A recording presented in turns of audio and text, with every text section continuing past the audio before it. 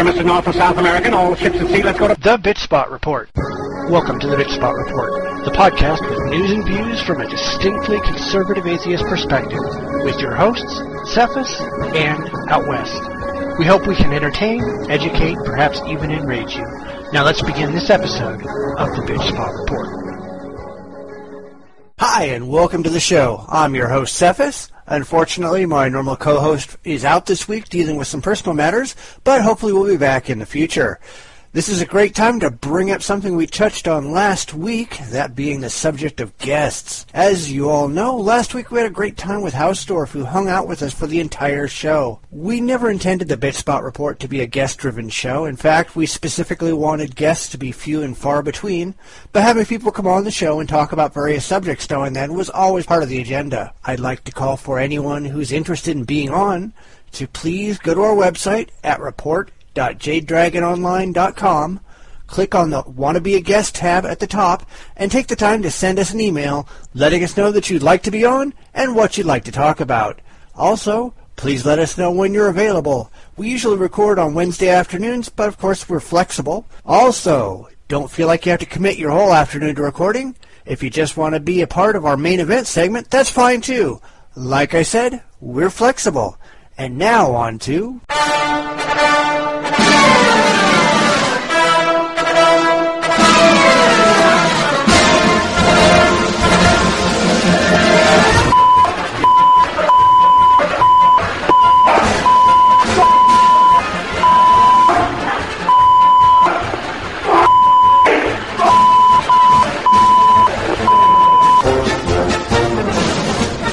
You know, I hate to sound like the Catholics are dicks podcast, but that's really how I'm feeling lately. Everyone's been waiting for the new Pope to be announced, and now that he has, it seems I was right all along. They've elected yet another old, white, religiously conservative, anti-gay, anti-birth control shittard. Seriously, is anyone surprised? People were hoping for a young, progressive Pope who would overturn the medieval architecture of the Roman Catholic Church, and this is what they elect. Well, I'm not sure if I'm happy or sad with this turn of events. On the one hand, keeping a stick-up-the-ass Pope in power will just hasten the inevitable end of the Catholic Church. It will speed people who used to consider themselves Catholics out the door, and it will increase the number of remaining Catholics' resolve to simply ignore anything that comes out of Vatican City. This is a good thing. North American Catholics have been doing it for years. European Catholics are doing it in ever-increasing numbers, as we'll see in the news segment. It certainly can't be long until South American and African Catholics gives the Vatican the middle finger too. Still, I might have hoped to be wrong just this once, and have them elect a pope who is vocally opposed to pedophile priests, even more than the mere lip service that most popes give it. I'd like to see a pope declare priests can get married, gays can get married, birth control is A-OK, etc. I know that's really too much to hope for. After all, the Vatican is utterly clueless when it comes to actually drawing in more converts.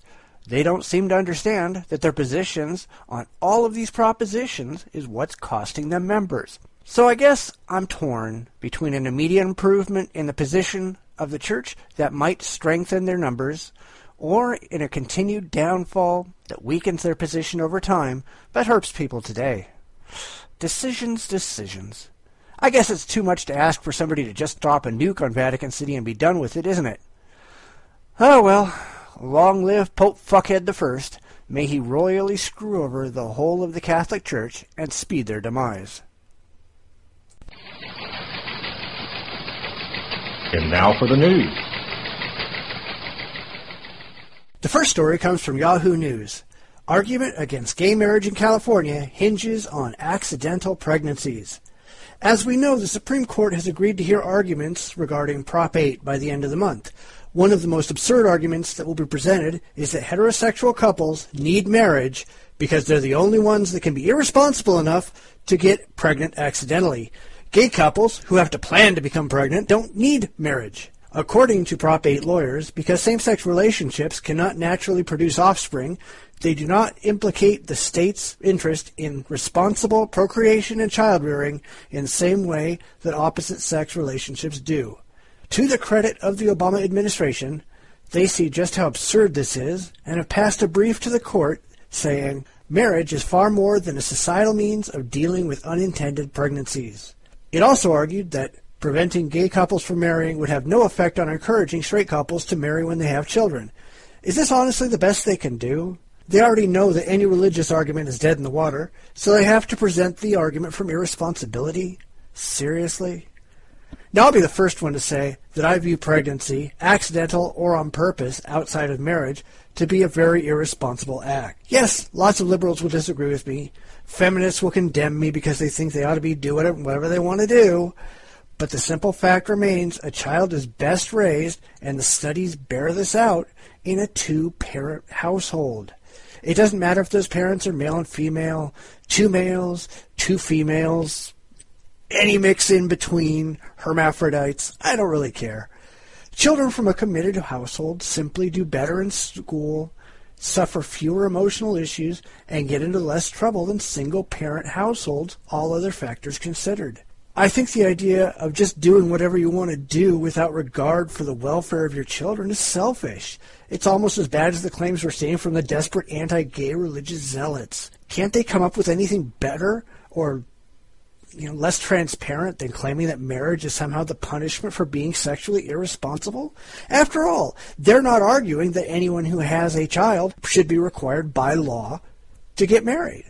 I also don't see them doing a thing to shut down divorce. After all, Christians tend to divorce at a rate significantly higher than atheists, and the more fundamentalist you are, the more likely your marriage is to end in divorce. That's not even a consideration, though, because the whole argument is absurd. It's a desperate attempt to stop a segment of the population from having equal rights for a wholly religious reason, without having to use religion as their reason for making the claim. It's just stupid, stupid, stupid. We've talked a lot about the Catholic Church in recent weeks, owing to the resignation of the Pope, the Vatican scandal, the release of thousands upon thousands of pages of internal church documents implicating hundreds of pedophile priests in just the Los Angeles area alone, and the Church's admission that they really have no clue what the hell they're doing. In light of all that, this next story should come as no surprise. This story comes from the Los Angeles Times. The Roman Catholic Church feels Europe is slipping from its hands. Back in 2010, Pope Benedict visited Portugal with a strong message that it is the position and mission of the Church to protect families based on, quote-unquote, the dissoluble marriage between a man and a woman. Yet it was just 3 days later that Portugal's president declared gay marriage legal. It's been legal in Spain for gays to be married for 5 years. Now this entire area, once a Catholic stronghold, is ignoring the official position of the Church on a very pivotal issue. Benedict also tried during his tenure to bring Catholics in his native land back to the cathedrals and failed miserably. Europe, as we know, has been steadily marching into secularism, rejecting religion and religious fundamentalism, with that unfortunate little stumble on fundamentalist Islam. With the Catholic Church faring far worse than most religions in its attendance failure, I can't see why they're all that surprised when the most secular continent on the planet tells their pedophile priests and gold-laden cathedrals to take a flying leap. Of those people who self-report as Catholic in Spain, for instance, only 1 in 5 report attending Mass weekly. In Germany, it's 1 in 6. In France, it's fewer than 1 in 10. According to Clifford Longley, a Catholic columnist in England, the Catholic Church can try to re-evangelize itself by getting the modern world back in step with it, but I don't think that's going to work. The problem is, most people won't accept a Catholic Church that isn't in step with the modern world.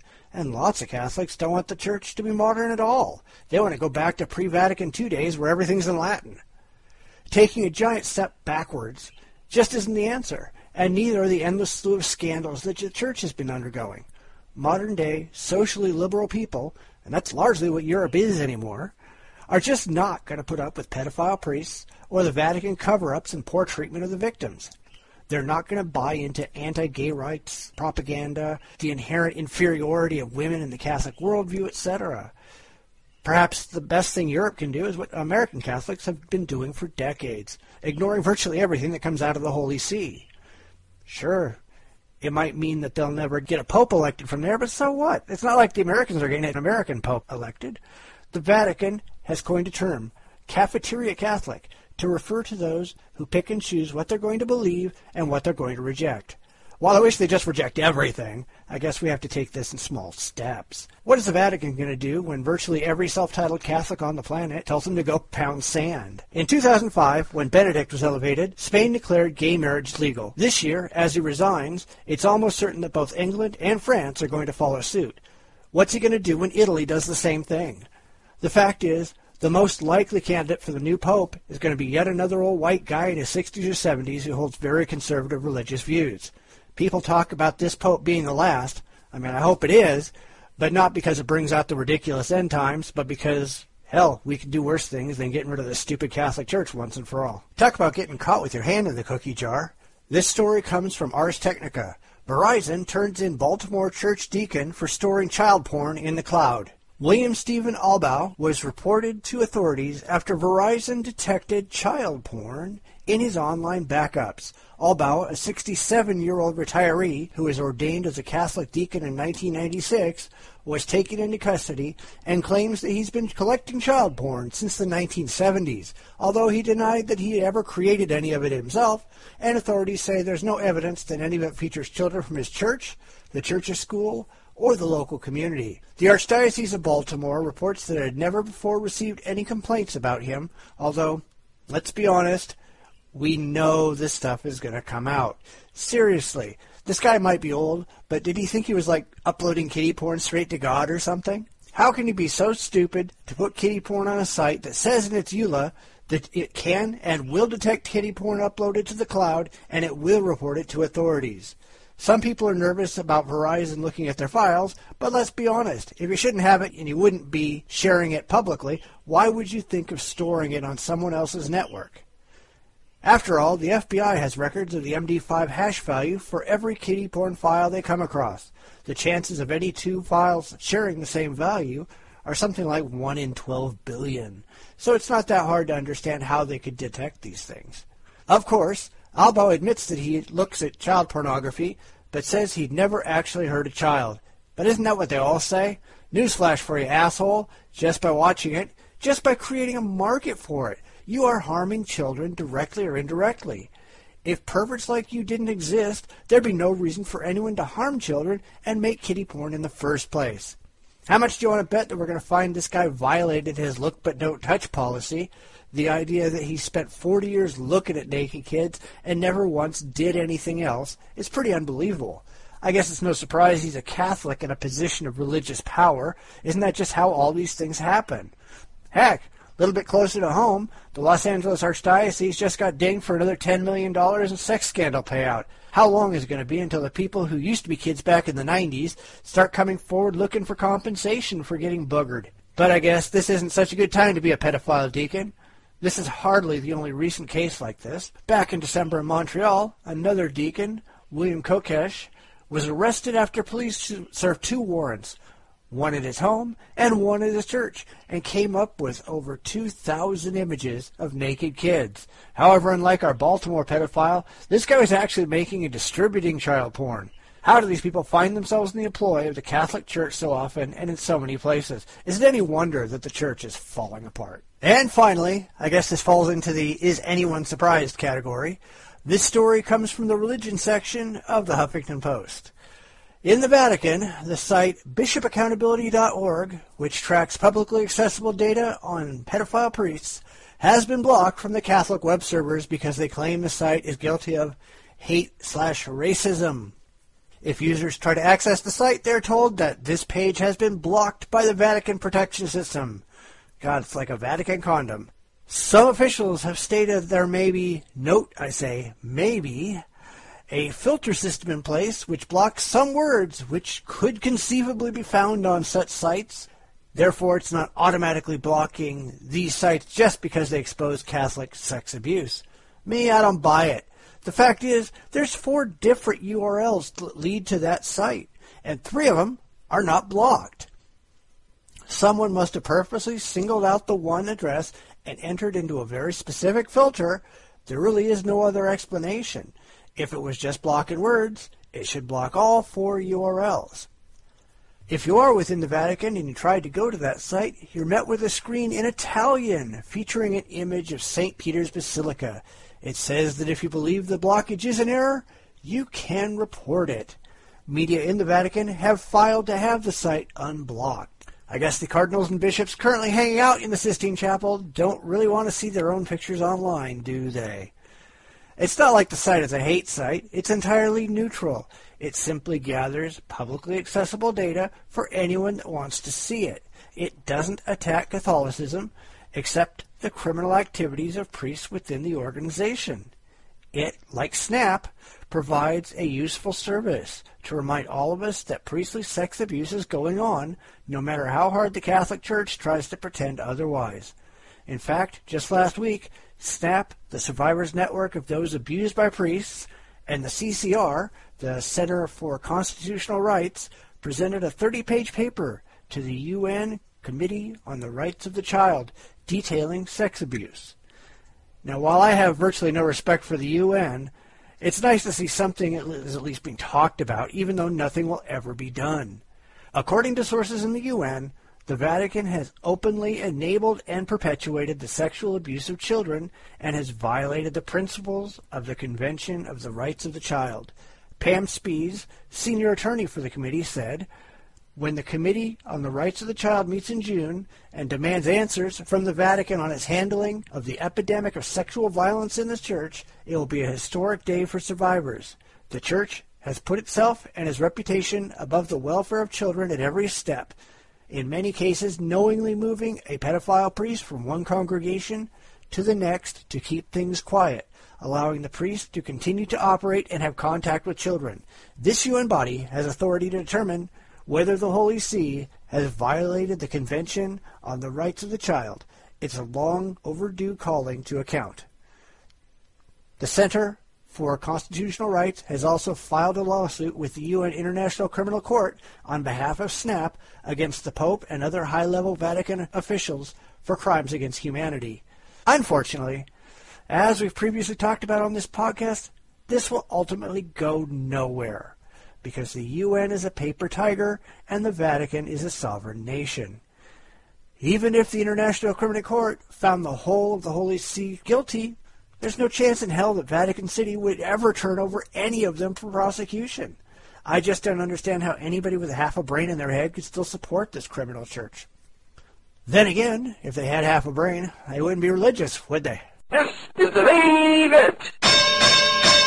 We've talked about doing this segment for a while now, but since it's my week and I'm in charge, I'm going to get it out of the way. I'm the God! I'm the God! Mwahahahaha! Seriously, though, one thing we haven't talked about yet is our own personal trek to sanity from a religious background, and since, in my case at least, I expect this to be rather lengthy, telling the tale one at a time seems to be a very logical thing to do. But first, a little background. Believe it or not, the Bitchspot blog has been around in one form or another since late 2005, early 2006. I actually think I started it just before Christmas 2005. It wasn't long after I started the blog that I first started kicking around the idea of doing a podcast, and I recorded the first test episode of a podcast that never went anywhere, somewhere around February 2007. It was never edited, lacked music, didn't even have a name, and it was certainly never released because soon after I realized I just didn't have the time to make it work. I think I posted it on a former incarnation of the blog around 2011 or something, but that since vanished into the internet ether. The subject of that test podcast was my background in faith, and I still have the original file sitting on my hard drive. It wasn't very long, maybe about a half hour or so, but I listened to it this afternoon, and I knew it was something I wanted to get out to the world. So many people I talked to who started out religious, I asked the story, and for the most part, they never really seemed to be on fire for Jesus. They seem to have had some vague, ill-defined beliefs stemming from a childhood indoctrination, and they didn't really take it all that seriously for the most part. Therefore, it was easy in their late teen years or early adulthood to toss it away because it wasn't very important in the first place. They are what I call social Christians, people who claim to believe in God because they think it makes them look good to the neighbors. It's a social system, not a religious one. Church is just a place to hang out and talk to people. It isn't a place to go to be closer to God. Most of these people have never read the Bible. They don't understand what they're supposed to believe. Their faith in reality is little more than a secret handshake to get in good with the community. I was never like that. I really believed it. I grew up a Missouri Synod Lutheran. My parents, both natives of the Midwest, where such beliefs are strong, brought that faith with them when they came to California. I went to highly religious private schools all the way through my youth and had very little contact not only with the non-religious, but with anyone who fell outside of the Christian belief system. That's not to say that I didn't have friends outside of the private school system. I knew plenty of people who were religious, but who attended public schools. After school and on weekends, we'd get together and do homework and talk and all that kind of stuff. And while we were doing that, I'd page through the textbooks and they'd page through mine. To be honest, there wasn't a lot of things in the public school textbooks that I consider objectionable as a Christian. It looked pretty much the same thing I was learning, and this went on for quite a few years. However, once I got to high school, I started to run into references in their textbooks to something I'd never heard about before: evolution. It wasn't a lot of coverage. Actually, it was pretty piss-poor coverage, but it was a concept I was totally unfamiliar with. At this time, I think I was a high school sophomore or junior, I was taking a biology class. My instructor was this guy named Dr. Hoger, who wandered around in a white lab coat all the time, and whose greatest joy was delivering slaps on the wrist with a ruler to anyone who got out of line. So anyhow, I went into class, and at the end, he always asked if anyone had any questions, so, stupid me, I put my hand up. "So what's this evolution stuff I've been seeing?" I asked, figuring it was a relatively innocuous question and might bring up some interesting class discussion. Instead, he went white, stormed over to where I was sitting, got literally in my face and started yelling and spitting at me. "How dare you bring up that sinful lie? Evolution is the devil's work. It will never again be mentioned in this class, and you will never dare think about it again. Is that clear?" Seriously, I thought the guy was going to haul off and hit me. Which back in the day, in order to get into the school, your parents had to grant permission to do pretty much anything they wanted to you. He could have dragged me down to the office and paddled me with a big wooden paddle if he wanted to. Corporal punishment is a big thing with these people. However, he didn't. He just stormed off mad as hell, like I told him I just molested his cat. Well, he made one big mistake. I didn't mind people correcting me in my faith. I certainly didn't mind them correcting my beliefs in the Bible. But I didn't even really mind being told that evolution was sinful, if it was. But nobody ever tells me not to think about things. Even when I was a Christian, I strongly believed that anything that was actually true had nothing to fear from honest inquiry. I, like a lot of Christians I see today, was convinced that all the things in the Bible had been soundly vetted by the experts and found to be unswervingly true in all of their details. I guess that's why I never really bothered to check into it very much, because I figured the heavy lifting had already been done. See, I was very, very, very serious about my faith. I wasn't one of those Christians who just went to church once in a while, or even once a week. Our church had 2 services on Sunday, and I went to both, with Sunday school in between. I also went to the Wednesday night service and the Christian youth group as well. I read my Bible daily. Hell, I think I was a stronger Christian than anybody else in my family.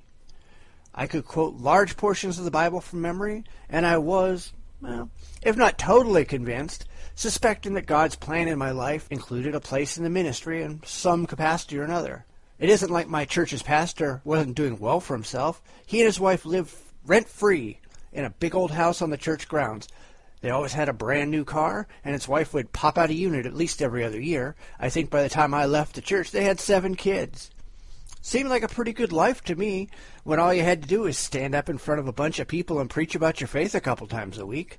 However, although I had a lot of faith, I wasn't one that you could command to take anything on faith. These were the days before the internet, where if you wanted to be online, you got out your 300 baud modem and dialed into the local BBS, where, if you were lucky, it connected once a day to 1 or 2 other computers, and you might have access to 40 or 50 people total chatting on forums. You had to do all of your own legwork, and that incident chased me into the libraries. The first, the local public one, where I had my first real encounter with serious books written from a non-Christian perspective, and finally into the local university library system. I was lucky to grow up in an area where there were a handful of good universities with excellent libraries that were open to anybody who walked in the door. I spent uncounted hours going through their stacks, and when I had exhausted those, into their microfiche libraries and coin-operated readers. I have no idea how much money I spent reading and copying data on religious subjects. Since I wasn't a registered student at the time, I couldn't check out any books, but I could sure make copies of all the relevant pages, and I did so by the hundreds. I still have quite a few 3-inch binders stuffed full of copies of scientific journals, creationist magazines, etc. It didn't take me all that long to catch up on all the things I should have been learning about science in my religiously biased science classes. I didn't look at what people believed about science. I looked at the data. I looked at the evidence. It became painfully clear to me that evolution was the best supported explanation we had for the biological diversity that we saw around us. But if my religion was so absurdly wrong about creationism, what else were they wrong about? I decided to find out and dived into the Bible even deeper than I had before. Instead of just taking the Bible at its word, I started to research the background of the Bible, what it really said, and where those stories really came from. I already knew that creationism was bunk, but what about Adam and Eve? Total garbage. What about the flood? Complete nonsense, although that became a favorite of mine and will be the subject of my You Believe What segment this week. Absolutely nothing stood up to skeptical scrutiny. Even the story of Jesus fell apart under even the most passing evaluation. Of course, this took several years. It wasn't like I woke up one morning and wasn't a Christian anymore. I slowly faded from being a fundamentalist to a liberal Christian. Then I had a vague feeling that there just might be something out there, generally kind of a deist thing. And finally, I realized that there just wasn't any reason to believe any of it anymore, and I had to admit to myself that I was an atheist. Of course, that's not the end of the story by a long shot. Now that I was an atheist, I think I did what a lot of new atheists do and tried to spread the new gospel. I graduated to the university level, and this was my first exposure to the internet. It was a crude internet, to be sure. This was before the World Wide Web. You could only navigate if you knew the appropriate Unix commands. But I started to interact with people on Usenet, particularly Talk Origins and similar news groups. Back then, theists would criticize anyone speaking out against the Bible if they weren't university professors. So we created the farcical University of Ediacara and granted ourselves professorships. Ediacara is a fossil-rich site in Australia, and like Monty Python before us with Bruce in the philosopher sketch, we all took on a particular name, in this case Chris. We were all Chris. Not too much later, IRC was getting started, and I found myself on a new network called Delnet. I, with some online friends, formed the Atheism channel, which went on to be one of the largest channels on the entire network. We would get 300 to 400 people sitting in the channel every night fighting the religious. Some would go off and do hit-and-run raids on religious channels, and the religious would do the same to us. It was pretty immature sometimes, but then we had some really good, serious debates, and some pretty big names in apologetics would show up from time to time, and there was a core group of us who were pretty good at what we were doing. We not only knew our facts, we knew their tactics, and we could head them off at the pass. I got known as one of the heavyweight debaters that any of the hard questions would be passed on to. It was a lot of fun, and I spent quite a few years there. This was in the early 90s, and that was about the time I got married. My wife is a wonderful, wonderful woman. I love her to death, and we've been together for 20 years now and have 2 wonderful children. She was never religious.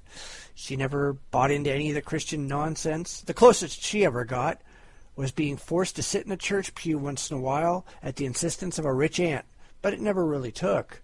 Of course, I was an atheist, she was an atheist, but my mother was not. Now remember I said earlier that I was the most religious person in my family. Well, my mother was right behind me. While she didn't go to church nearly as much as I did, she did come from a highly religious family. She read the Bible. I know she prayed a lot. In fact, any time prayer ever came up, it always came from her side of the family. So, anyhow, My wife and I had a long engagement, something like 1.5 years, and during that time, my mother kept asking what church we were going to get married in. She knew neither of us believed, but she assumed that people only got married in churches, and everyone was really religious under the surface, and everyone really believed in God, even if they said they didn't. She was very, very insistent. She wanted us to get married in the family church where we could be surrounded by the loving congregation. Well, we said no, politely at first, but it became painfully obvious that she wasn't going to take no for an answer. One day, it just came to a head and we had it out. I spent the next 3 to 4 hours systematically shredding everything she believed, taking apart all the beloved Bible stories, hammering her with evidence and logic and reason, and finally saying that there's no good reason to believe in any gods, and therefore there was no way in hell we were getting married in a church that taught delusional things, and I walked out. I found out later that my father, who'd been sitting there the whole time, got a huge kick out of this. He hadn't really believed in God for years. He only played the part to keep my mother happy. Now, I don't know if I can take any credit for this, but it was only a couple weeks after we had that blow-up that she stopped going to church altogether. And as far as I know, she hasn't picked up a Bible since that day either. To be honest, I think she's gotten a lot happier and mellowed out a lot since then as well. Growing up, especially her side of the family, was quite racist and certainly anti-gay. She'd never admit to having non-white friends, although I never saw her reject someone because of their skin color. She just never talked to people who weren't white. After she gave up on religion, her horizons expanded dramatically. All those old biases fell away, and today she's got black friends, she's got Hispanic friends, she knows people who are gay, and has no problem talking about any of it at all. Back in the day, you couldn't even open your mouth and say anything about homosexuality, or she would be screaming that it was a sin. Now, she doesn't care. Of course, her family wasn't quite so quick to follow her lead. At family holidays, they all wanted to pray, and they all wanted to talk about God. My wife and I decided early on, even before we got married, that we were just going to let them practice whatever arcane rituals they wanted. We wouldn't make any fuss, but we weren't going to participate in any way either. So they prayed at Thanksgiving. We just sat there. We didn't close our eyes. We didn't look down. We just sat there. And I think that started making people feel uncomfortable, especially after my parents joined in and just sat there too. I think this went on for a couple years, but eventually those prayer sessions went away, and it felt like a weight had been lifted. No longer were subjects of discussion taboo.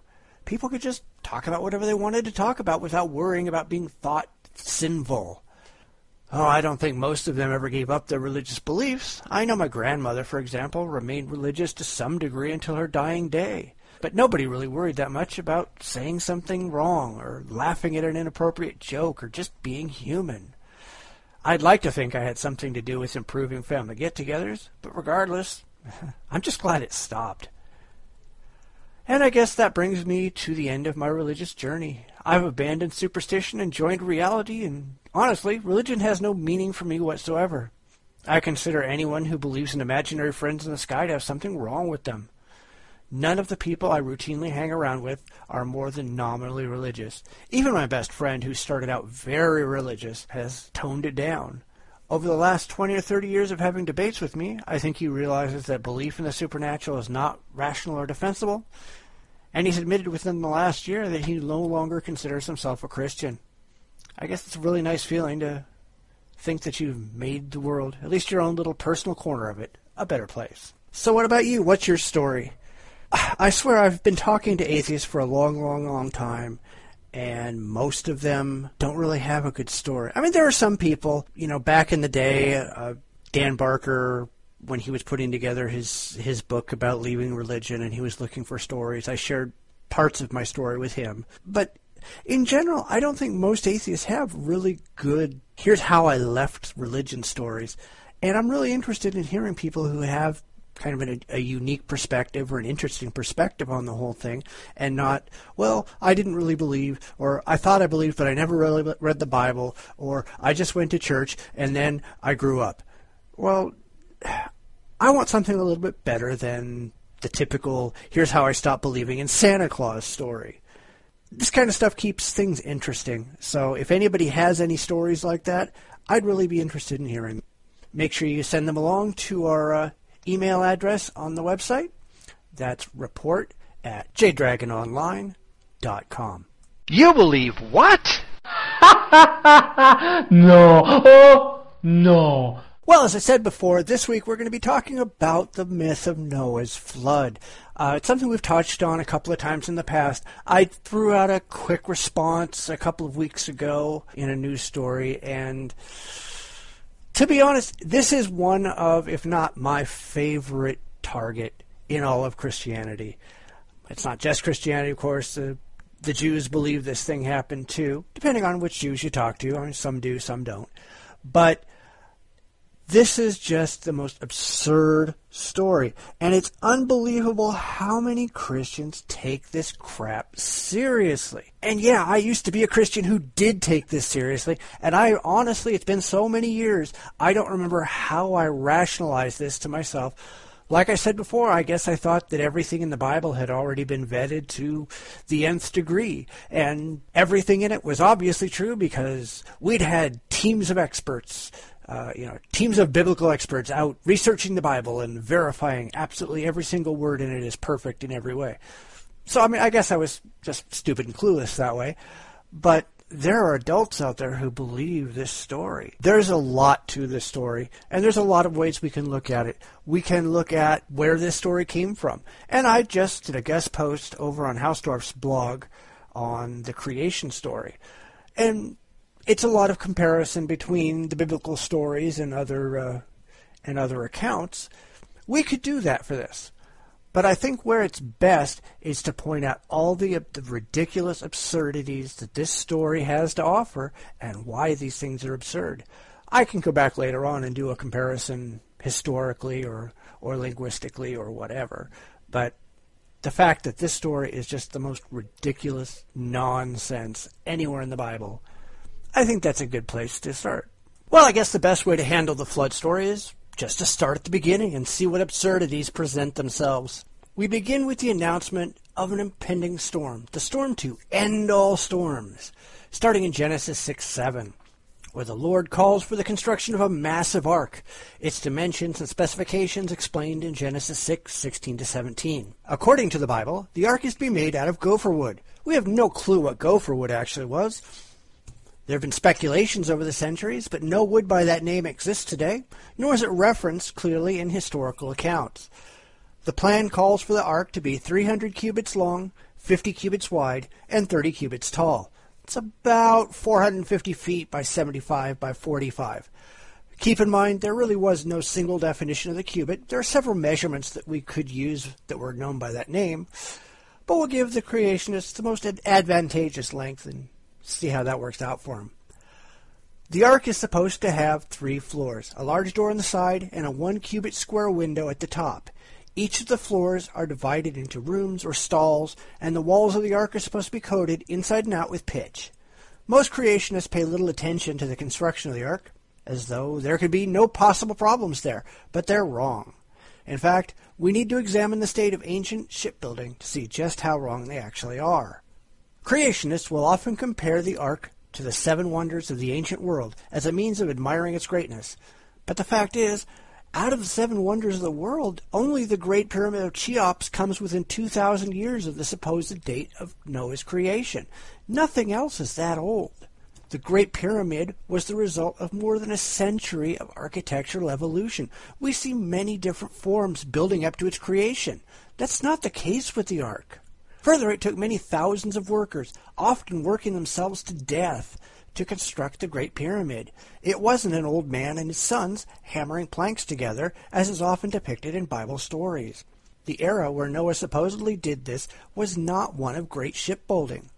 The hollowed-out log and the reed raft was the extent of human boating knowledge. Where did Noah get the advanced training in physics, calculus, and structural analysis needed to even begin a project of this magnitude? He'd have to anticipate the effects of roll, yaw, and pitch on a rough sea, as well as solving the differential equations for bending movement, torque, and shear stress. These sciences simply did not exist at the time. So how did Noah anticipate them?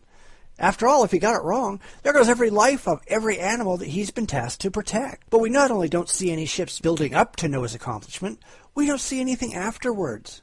I'm sure you can make the argument that, hey, Noah was old, and he'd never pass along his knowledge to anyone else, but what of his sons? They were certainly around after the flood. They certainly procreated.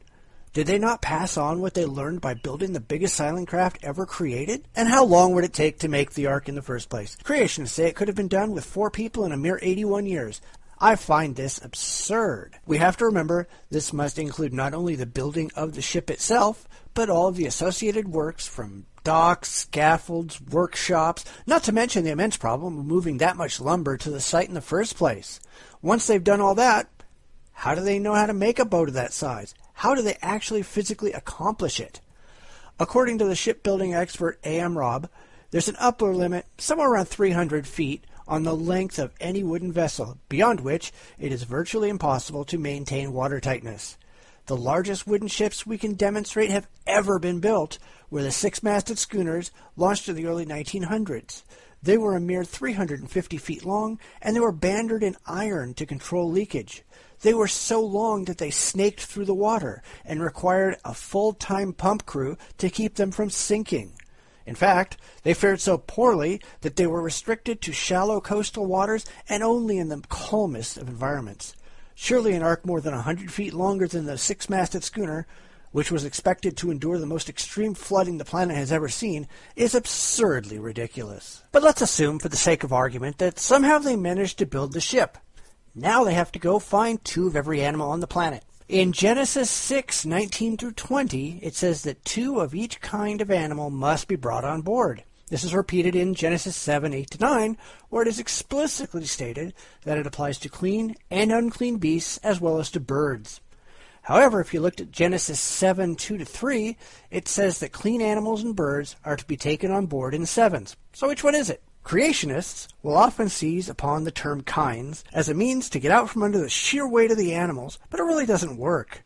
The Hebrew word used here is beramen, and it is claimed to be the unit of life originally created by God. Supposedly, within each kind is the genetic potential for extreme variation, which can result in just the last 6,000 years in the millions upon millions of individual species that we see on Earth today. What they're really saying, let's be honest, is that while denying evolution ever occurred, that evolution actually operated at a ridiculous rate far, far, far in excess of anything science has ever dreamed possible. Of course, creationists simply don't understand genetics any more than they understand any other field of science. DNA just doesn't work that way. Now, I'm not going to get into the science behind it. That would make this podcast hours upon hours long. Suffice it to say that the information is freely available for anybody who wants to look it up. I will touch on the human passengers, though, just to demonstrate the absurdity. Regardless of the old Christian claims that there are 3 families of man, the Hamites, who were black and therefore cursed, the philosophical Japhetites, and the religious Semites, it just doesn't work that way in the real world. If we look at the human gene pool available on the ark, Noah and his wife and the wives of his sons, because the sons don't count because they're carrying the same genes as their parents, the creationists must admit that the post-flood human evolution, which they deny exists in the first place, must have given rise to many, many beneficial genetic mutations. Even if none of the people involved had a single pair of genes in common, if all the variants were 100% different, you still can't explain man's diversity. There just aren't enough alleles present. Nearly a third of human genes are polymorphic, and that means they require 2 or more genes present to do a single job. Some of them, such as a number of human antigens, have dozens of varieties present in the modern population. This requires far more than 5 sets of genes to explain. Some creationists think they've gotten clever and suggest the idea of supergenes to explain the rapid diversification. But that honestly makes no sense to anybody who understands how genetics work. After all, if we have these supergenes, that's going to give rise to a massive number of variations, including maladaptive recessives. And instead of seeing solid species evolution, you'd see a lot of oddball creatures that would just die out after a single generation because there would be no one for them to mate with. This is not something we see in the fossil record. Besides, this whole thing is really kind of silly. Even if we presume the existence of these kinds, where is the fossil evidence of these supposed barramins?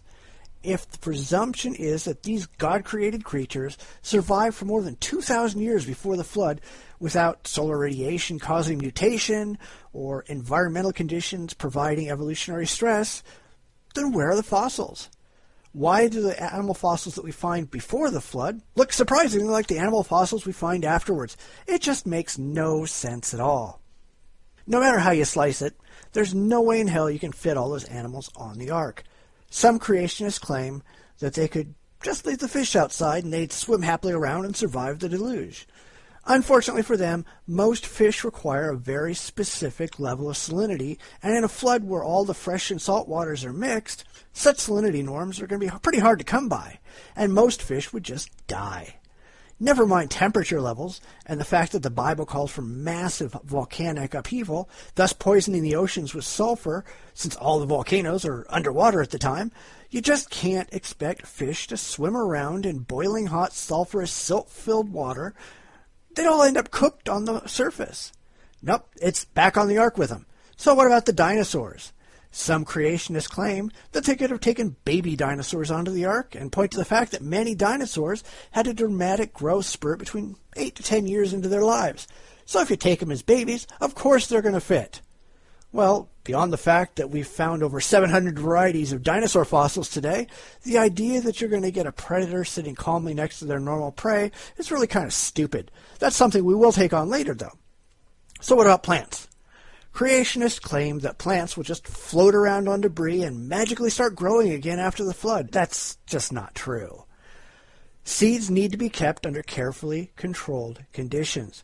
If exposed to water, many plants will sprout and immediately drown due to lack of oxygen. That's what happens when they're on the bottom of the ocean. Let's not forget that salt water, even the diluted salt water that you would find during the flood, contains many, many times more salt than virtually any plant can survive. Something on the order of 10 times as much salt, in fact. Of course, the ancient Hebrews didn't consider plants to be alive in the same sense as people and animals. That explains why they never paid any concern to sticking them on the ark. But, of course, we're supposed to look at this scientifically. Thus, on they go. So now that we know what has to go onto the ark, exactly how many animals is this? If we look at the number of living species for each phylum, we can come up with a reasonable number, pretty close to 1.2 million species. That doesn't include many species that are not known today. We think we found maybe 2% of parasitic worms, for example.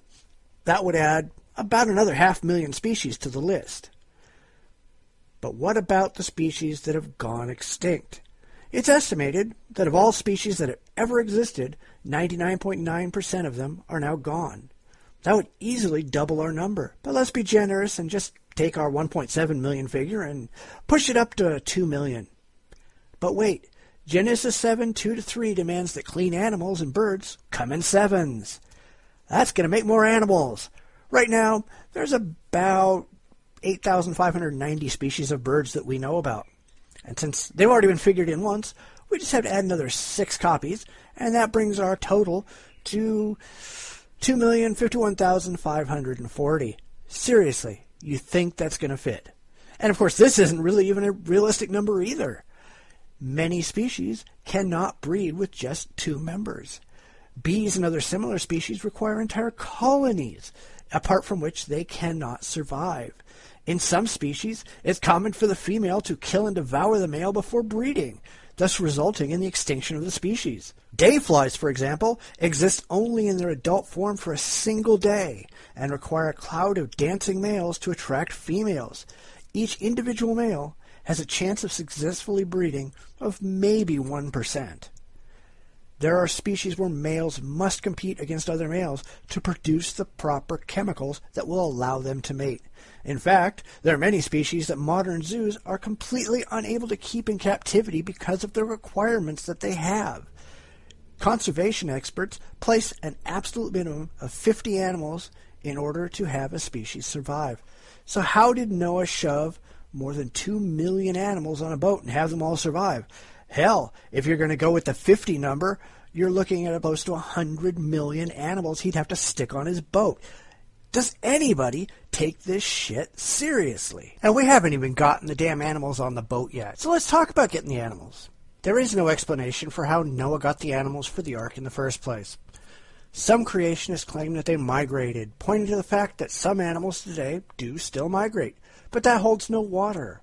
Of all the animals on the planet that migrate, only one, the common crane of southern Russia, migrates to that area. God must have programmed every animal on the planet, including the ones it is absurd to think could ever migrate over any long distance, to go to that spot on the map, and then after the flood, must have programmed them to stop. It's also funny to note that many fish species migrate today, something that creationists, who think fish were left off the ark anyway, can't explain, even ignoring the absurdity of fish migrating to the middle of the desert. But creationists have a funny way around that too.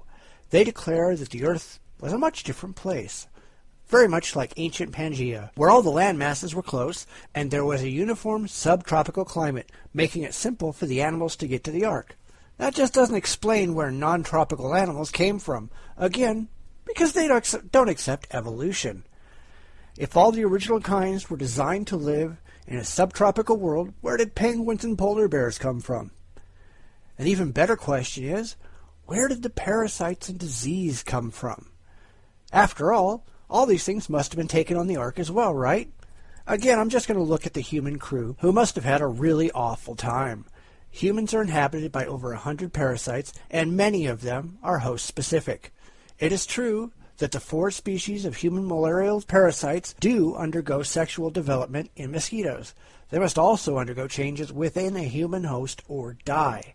Therefore, someone in Noah's family must have had malaria. But not just malaria, 4 different kinds of malaria. And there are many, many, many different vectors that are specific to humans as well. There are several human-specific tapeworms, intestinal worms, and hookworms that can only live in humans. There are 2 species of schistosoma and 3 varieties of lice that die without us. Let's not forget that there are at least 5 varieties of venereal disease that can't live outside of a human host. So which one of them spent the trip with herpes? Of course, no matter how miserable the trip must have been, loaded down with all the diseases and bugs, many of those diseases are really not very good at keeping the hosts alive for long term. Are we supposed to believe that in a whole ship of animals, each equally stuffed to the gills with disease, nothing ever died? And how did Noah verify that all his microscopic parasites and bacteria made it on board in the first place? In fact, how did Noah verify he even had the right sexes? With many animals, it's obvious. But 30% of birds require genetic sexing. They are not sexually dimorphic. Most fish, likewise, cannot be determined as juveniles. How did Noah know what he had? Heck, there are even species of worm and frog that change gender under sex, or the sea star that starts life as a male and changes into a female over time. How do we explain any of this? But let's assume that somehow Noah did it all, and he had millions of animals, all of them with the right genders, all of them with the appropriate levels of illness and hitchhikers, sitting around on the plain. Now they all peacefully walked into the ark, right? Well, not according to the Bible. In Genesis 7:11 through 15, it says that all the animals boarded the ark on the same day. Let me say that again, the same day. Simple division shows us that means about 45 animals had to dash up the gangplank every single second for the entire 24 hours in order for that to happen. All right, birds might fly, and the small creatures, I guess, could hitch a ride with the larger ones, but the idea is just absurd. All those animals had to get on board, get to the correct paddock in just a fraction of a second? No way in hell. This story is getting more and more ridiculous every minute. Next, once the animals are all tucked in nice and cozy, it starts to rain and the ark gently floats away. No? Okay, the massive onrush of water slammed into the boat and crushed it to splinters. That's more likely. The creationists say that all the volcanoes on the planet erupted at once. There are currently maybe 500 active volcanoes on the planet, and perhaps 3 times as many extinct ones. Just a single volcanic eruption today can send entire areas into darkness. Imagine 2,000 of them exploding at once. We're also supposed to believe that the majority of the planet's geological features were formed in just a single year, meaning the waters around the ark would be choked by dead trees, dead animals, dead people. a muddy mess that would have caked itself upon the ark and probably taken it to the bottom. We also have to remember that for the majority of the flood, the ark was the only structure sticking above the surface of the water. It must have been a constant target by lightning, electrocuting animals and setting timber on fire. With all this happening, anything living inside the ark would have been fried, crushed, and knocked into the walls, resulting in nothing more than a well-cooked protein mush. So, what would it have been like to be living on the ark? Certainly not the serene scene that creationists paint. Choking ash, constant flashes of lightning, former forests smashing into the boat. It would have been a terrifying place to be, especially spending the entire year in the dark. Noah and his crew couldn't risk lighting candles for fear of sending the boat up in a torrent of flame. After all, you remember that the ark was coated with pitch, a naturally occurring resin which is very flammable. In order to get around this, creationists declare that God made all the animals hibernate. That, of course, makes no sense whatsoever. Hibernation is a response to a lack of food and cold temperatures. It only happens when it's quiet, and most hibernating animals can be easily awoken with very little effort. It's not going to happen with World War III happening outside. Furthermore, some animals who hibernate, well, never wake up. It's just not a risk-free proposition. A hibernating animal loses about 40% of their body weight during the winter. Since the voyage of the ark was much longer, any animal who actually hibernated would be little more than a skeleton when they landed on Ararat. So hibernation is just not an option. Therefore, we have to look at feeding the animals, something the creationists clearly don't want to consider. After all, there are a lot of animals with some very special dietary needs. Giant pandas only eat bamboo shoots. Three-toed sloths prefer cecropia leaves so much that they are almost impossible to keep in captivity. Primates require fresh fruits. That means Noah must have had a tree growing someplace on the ark. Many birds will develop cramps and spasms if they don't get enough calcium, and rodents find excessive protein toxic. How did Noah know exactly how much and what food to give each and every animal? In fact, how did he have time to feed them? In fact, where the hell did he keep it all? Storage once again raises its ugly head. Take the Frankfurt Zoo, for example. Every year, it feeds its carnivores more than 60 tons of meat. The annual consumption of fruit, vegetables, and grains would fill over 50 freight trains. They'd need to be towing another dozen arks behind their own ark just to hold the food. And what about water? The water falling from the sky would be completely useless. It would be hopelessly choked with volcanic sulfur, which would have turned it into a quite potent and deadly acid rain. Therefore, Noah must have taken his fresh water with him. How did he handle it? Where did he store it? If you don't take care of it and put it in just the right place, it's going to be choked with algae almost immediately, and every animal would die. Oh, wait a minute. They didn't do that. Okay. There must be another solution then, right? But that's what goes in the front end of the animals. What about what comes out the back end? According to the narrative, there was only a single 1 cubic square window at the top of the ark. Even working full-time, they couldn't have possibly shoveled the waste out that window. A single adult elephant produces 40 tons of waste per year. If we take the average animal per creationists, which is the sheep, it produces 0.34 tons of waste each and every year.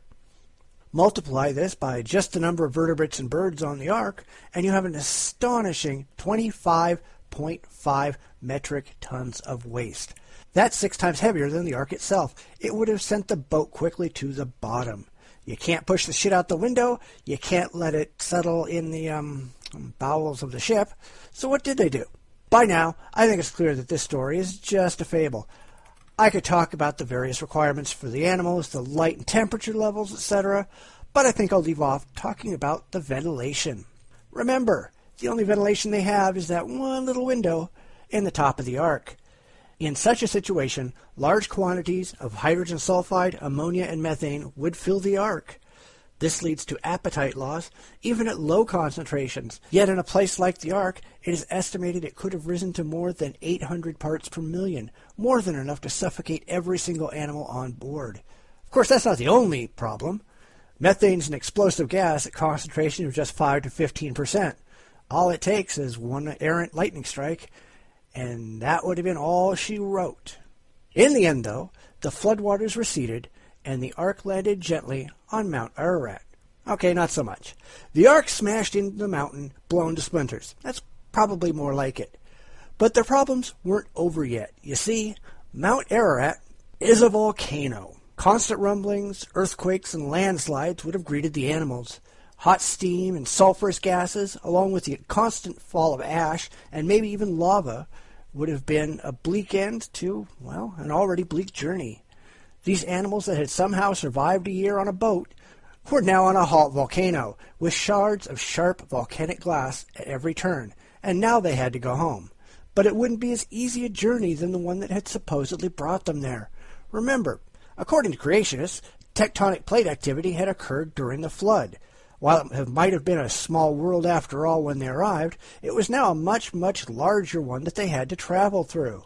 This is made much worse by the assertion that the creationists make that immediately following the flood came a massive ice age. How did the animals manage? Marsupials, for example, somehow had to make it all the way back to Australia, and it must have been a long swim to live in the only place where the fossil remnants of their ancestors can be found. New World primates somehow made their way to South America, again the only place their ancestors had lived, while avoiding all the equally inviting environments they would find along the way. All of the flightless birds who live on remote islands somehow got back to those islands. The fish, who only live in inland seas, somehow skipped across the land to reach them. There's a family of electric eels that managed to cross the Atlantic to their ancestral home in South America, and North American wildlife found nowhere to travel here and nowhere else. Plants are an even bigger problem. They can't exactly migrate. Are we supposed to believe that Noah's sons went out and scattered the seeds only where they found them? Or if they could even identify where they found them from? Or that they somehow hitched a ride on the only animals that were heading back to their native soil? Giant sequoia seeds found their way back to the Pacific Northwest. How did that happen? It's ridiculous. Yet no matter how utterly ridiculous the entire story is, theists still fall for it, hook, line, and sinker. I really think that the flood story deserves even more coverage. Therefore, in the next couple of weeks, I think I'll revisit it from a mythological standpoint, looking at where these myths came from and, well, the reality of flooding in the Middle East. I hope this was somewhat entertaining, and next time some Christian tries to tell you that there was an actual flood, now you're equipped to punch several good-sized holes in their theological armor. Who knows? You might just be opening the way for another person to realize just how stupid their religion really is. Wow, it's not as easy to do one of these things on your own as I thought it would be. I hope it wasn't too boring, just listening to me drone on for an hour. I tried to make it somewhat educational, but with no one else to play off, well, I hope I didn't lose too many people along the way. I'd like to invite people once again that if you're interested in being a guest, please get in contact with me. At this point, I have no idea when or if my co-host will return, and the idea of doing this solo week after week seems like a very lonely prospect. As I've said in the past, please visit our website at report.jdragononline.com, where you can listen to all of our past podcasts. You can also visit us on iTunes or on our YouTube channel, both of which are linked at the website. You can send me email at report@jdragononline.com, and please comment on the blog, rate us on iTunes and on YouTube. If you like what we're doing, tell somebody. Word of mouth advertising matters. If you don't like what we're doing, tell us. We can't improve unless we hear your feedback. Thank you for listening. The show will be back next week with another fun-filled episode. Take care. You've been listening to the Bitchspot Report with your hosts, Cephus and Out West. You can follow us on Twitter by following Bitchspot1 or JEH704. Visit our website at report.jdragononline.com. Tune in again next week for more conservative atheist rants. Thanks for listening.